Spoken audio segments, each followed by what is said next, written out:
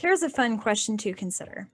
If the map is to be printed, what material will be used? We often assume paper, but you can print maps on other substances than paper.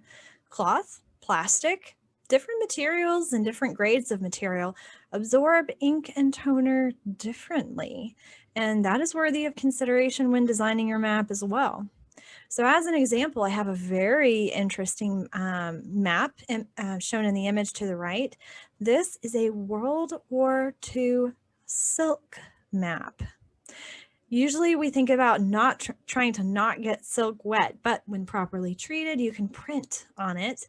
And you might be wondering, why in the world would we want to have silk maps during World War II? Doesn't that sound very impractical? When actually this was a very practical choice.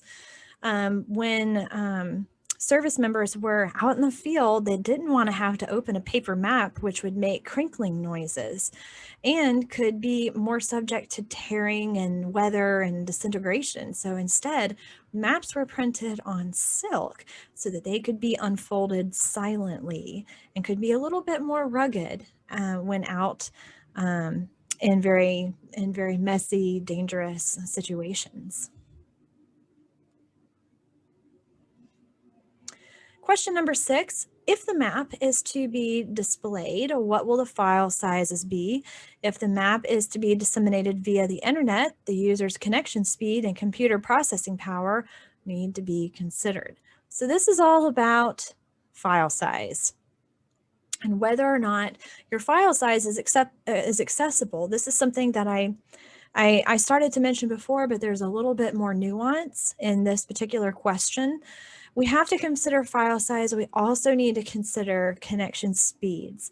Connection speeds differ greatly from person to person, something that we have become much more accustomed to and much more cognizant of because of the pandemic and everybody being more reliant upon their internet.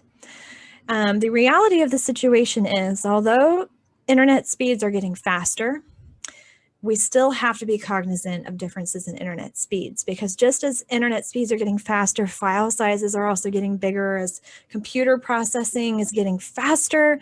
Any type of file that we make has the capacity to be larger than ever before and contain more detail than ever before. So we are only really staying marginally ahead of the types of files that we need to store and share when it comes to processing power and internet connection speeds.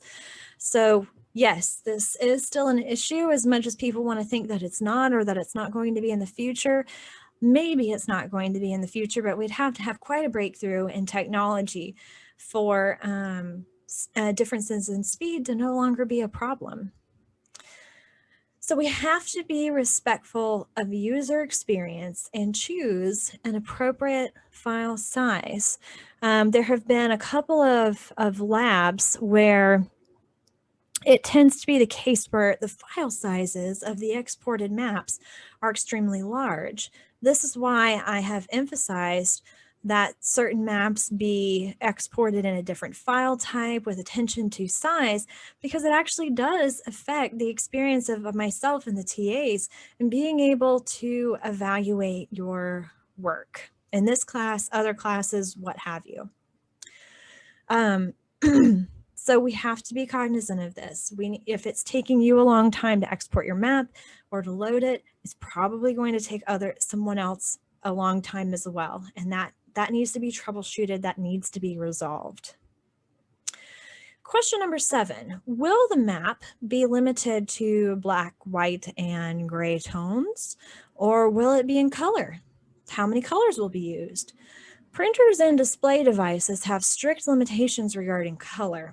And the color of print reproduction generally increases when more colors are used. Now, I would say for most devices nowadays, be it a phone or a tablet or a laptop or a desktop machine, we're not as limited in color as we used to be, say 20, 30 years ago, or maybe even 40 years ago especially. And so that's not as big of a deal, but it's still a big deal when it comes to printing. And so if you can limit how many colors are needed, sticking with black and white and shades of gray, or just using a few accent colors, that could really help, especially if you're doing massive reprints for mass distribution. If you can limit how many colors you're using, you can probably save on the cost of printing. Question number 8. What size will the map be? Printers and display devices have strict limitations on size. Now, when we're actually making a map layout or a design, we can make it whatever size we want. The default is often like 8.5 by 11 just to have a starting point, but there are many other standard sizes, and there's the ability to enter custom sizes.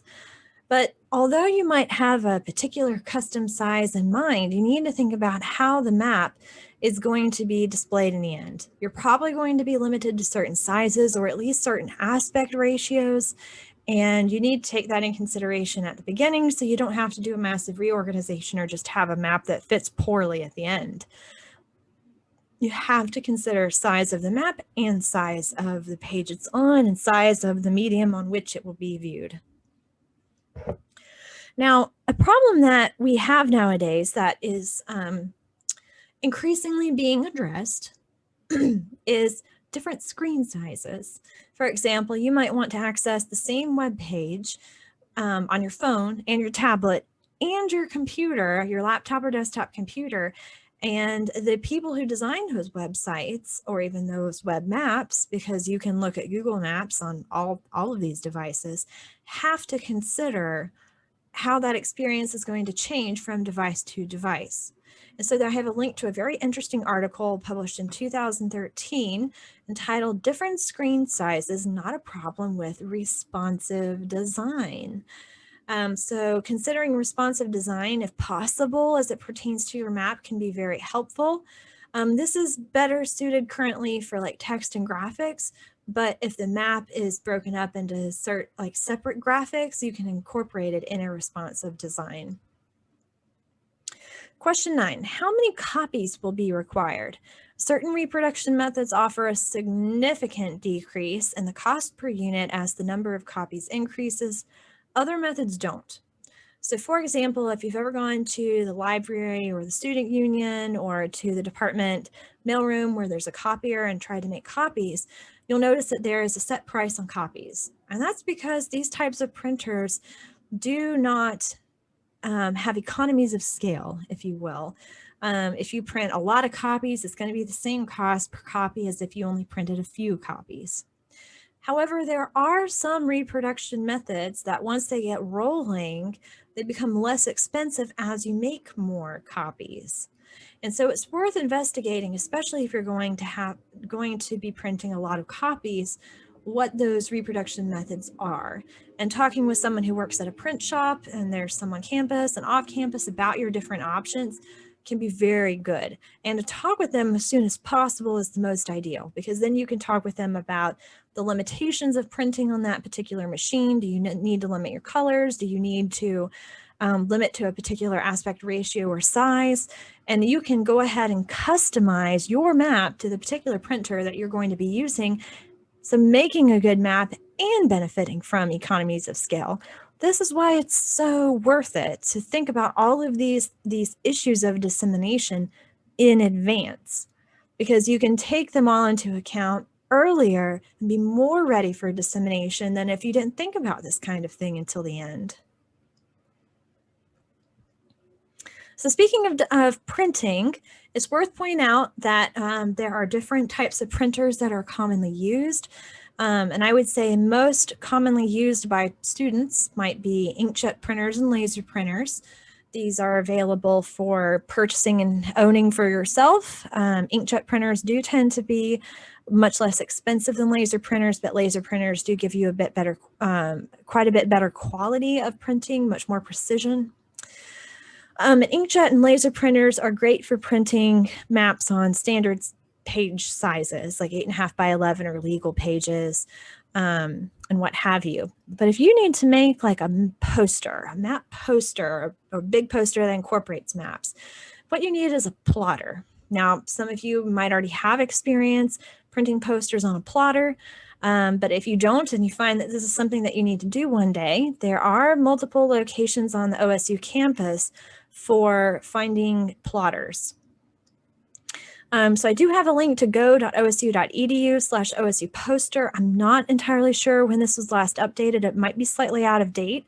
So definitely like call or send an email in advance before you try to utilize these services. And also keep in mind, they do have different price points and different levels of quality. So I would say shop around to see what really is going to suit your needs.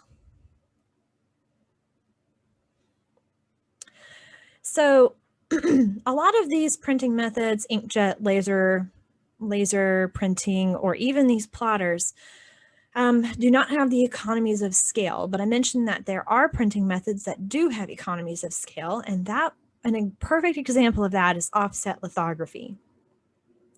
Lithography in general is a printing process in which ink is made to stick only to certain areas of a printing surface through various chemical means and is subsequently transferred to a print medium. Offset lithography is a form of lithography in which ink is transferred to an intermediate printing surface before being transferred to the print medium. And what we get from this particular kind of printing process is excellent print quality and high printing speed. Additionally, a majority of the expenses are incurred in preparing for printing. The cost of paper and ink for additional copies is quite minimal by comparison. So that's where the economies of scale really come from with this particular method. We see a significant decrease in the cost per unit as the number of copies increases. And most mass-produced maps, because of the need for economies of scale, are going to be printed in this way, both for the economies of scale, but also for the excellent print quality and the high printing speed. It's very efficient, high quality, and a good cost. But the thing is, you might say, well, goodness, why don't we just use, offset lithography all the time? Well, it's not really worth it if you only need to print a few copies, because remember, a lot of the cost is up front. So even if you had only a few copies, you still have to pay all those upfront costs. So unless you're going to benefit by printing a lot, it's not worth it otherwise. Just use one of the other methods that we've discussed. Question 10, will the map be folded? And what will the fold pattern be? Folding mechanisms are limited to certain patterns. So I found a really interesting article called The Art of Map Folding by Lori Castle, 2015, and she discusses all sorts of issues pertaining to map folding. Question 11, what level of print or display quality is acceptable? Different reproduction methods provide various levels of quality. So what I mentioned before is the same thing. Different reproduction methods provide different levels of quality. Taking, for example, printed maps into consideration, inkjet is lower quality than laserjet, right? So you're going to see differences in quality there. But also, even if you're not printing your map and you're sharing it virtually, different export types provide different levels of quality for your needs. And also, the means by which your map is going to be displayed, if it's like printed or projected, is also going to affect the level of quality. Because when you use a projector, projectors very much differ in terms of quality. You have some low quality projectors that are kind of fuzzy, but they're good enough. And you have other projectors that are super high tech, very fine and crisp. It's like looking at a TV screen, but it's not, it's actually a projector. And so there's a wide range of levels of quality experienced by all these different reproduction methods. So with that in mind, I would suggest that if at all possible, test the map in its final medium so that you can see what kind of quality you're getting out of this. Is it sufficient for your needs? Or do you need to simplify this map? Or is this particular medium just not going to work? This is very important information to have as soon as possible. As a related link, a related reading, check out Graphic Design for Print versus the Web, 15 Vital Differences You Need to Know About by Janie Cleaver. All right, so on your handout, continue to explore those planning ahead questions we've been discussing so far. If the map is to be printed, what material will be used? If the map is to be displayed, what will the file sizes be? Will the map be limited to black, white, and gray tones, or will it be color? What about size? What about copies? What about folding? What about quality, acceptable quality? So discuss all of these things, and in particular, answering the following question: why does this matter? Right? Why does this matter? Especially as it pertains to dissemination of your map, sharing your map, reproducing it, etc.